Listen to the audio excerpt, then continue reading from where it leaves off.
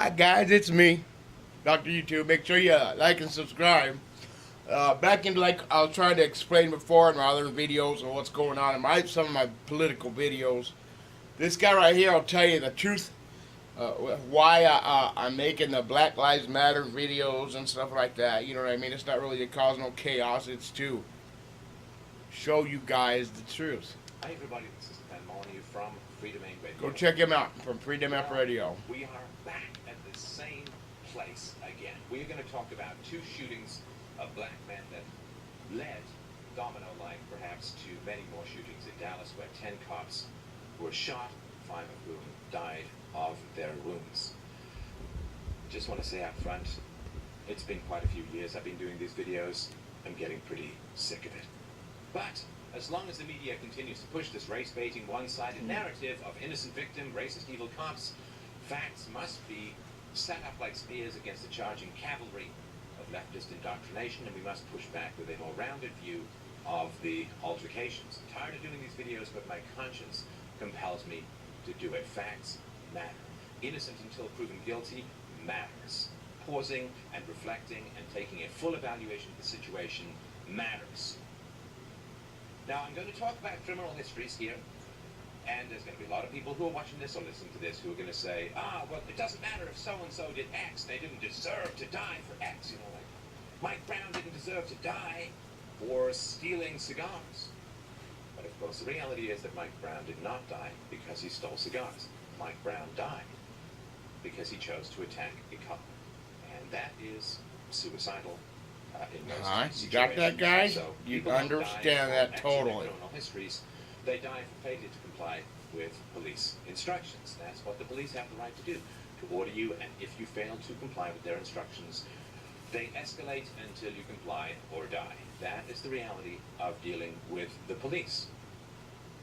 But it's rare, to be fair. In 2012, there were just under 12.2 million arrests in the United States. Yeah, that's quite a lot, but hey, that's a big and highly successful war on drugs going on, but that's the way it shakes out. 12.2 million arrests. Out of these 12.2 million arrests, there were 410 uses of deadly force. That is tiny. What is Little peedy, guys. It's a 1%. It is a tiny thing. Now, if you spend your whole life watching shark attack videos, you're going to be nervous getting into the ocean. Do you hear that? Even though you're more likely to be stung by a bee and die than be bitten by a shark.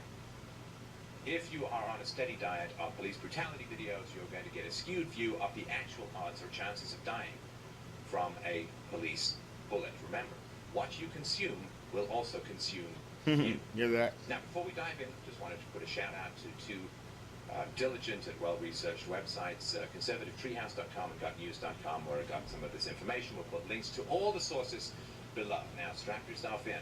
We're going to go for a ride. Let's start. We'll start with the truth about Alton Sterling. So Tuesday, July 5th, 2016, 37-year-old Alton Sterling was fatally shot by police in Baton Rouge, Louisiana. Multiple graphic videos of the altercation were released online, which triggered massive media attention. Was that to draw attention away from the fact that Hillary Clinton had been called pretty much an outright liar by James Comey, head of the FBI? Hear that? I'll let you decide. Baton Rouge police said, quote, uniformed officers responded to a disturbance call from a complainant who stated that a black male who was selling music CDs and wearing a red shirt threatened him with a gun. An altercation between Sterling and the officers ensued. Sterling was shot during the altercation and died at the scene. Oh, well, here they go. One source has reported that a homeless man was asking for money and Sterling threatened him with his weapon, leading to a 911 call and the police response, but that remains unconfirmed. Baton Rouge police officers blame Cops were doing their job then. They approached Sterling outside a Triple S food mart, and one of them yelled, "Get on the ground now." But Sterling didn't comply. Audio and witness testimony suggests that Sterling was hit with a taser, but remained standing. He was a big fella, about 3 bills in weight, I would guess. The officers then wrestled Sterling to the ground, attempting to pin him down.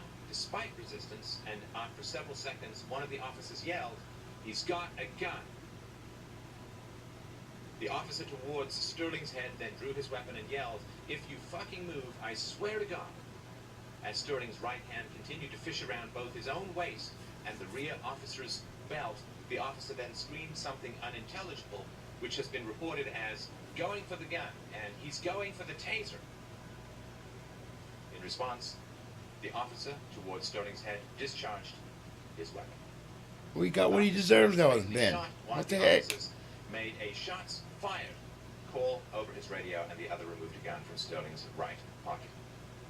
Now, just to note, the videos and the photos which I'll be referencing to, I'm not putting into this presentation. I'll put links to them below. You can consume them as you see fit. I will describe them, but I'm not going to show them directly.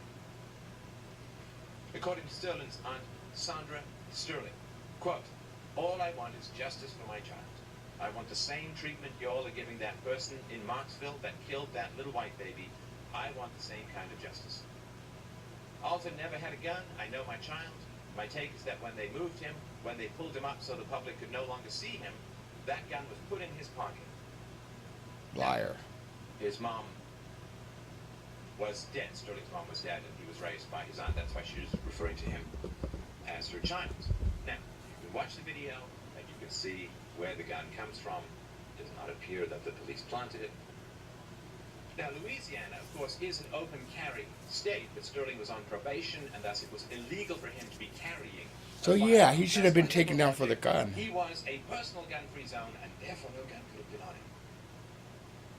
Sandra Sterling also reported that Alton was a, quote, generous giant who, quote, gave away more CDs than he sold, despite struggling to get his life back on track after being released from prison. So his job was bootlegging. It was stealing other people's music, copying it, and selling those CDs. Sandra's son, Elliot Sterling, said, quote, "He was really good at selling those CDs. If somebody asked for blues or country music, he'd know it all. He couldn't make it in a regular job, but he could make it selling CDs. He could converse with everybody. He had a hard life. He didn't have no mama, no daddy. He wasn't stable at all. He lived day to day based on what he made." Sterling's widower, Quinetta McMillan, said, quote, "He, her son Cameron Sterling, had to watch as this was put all over the outlets."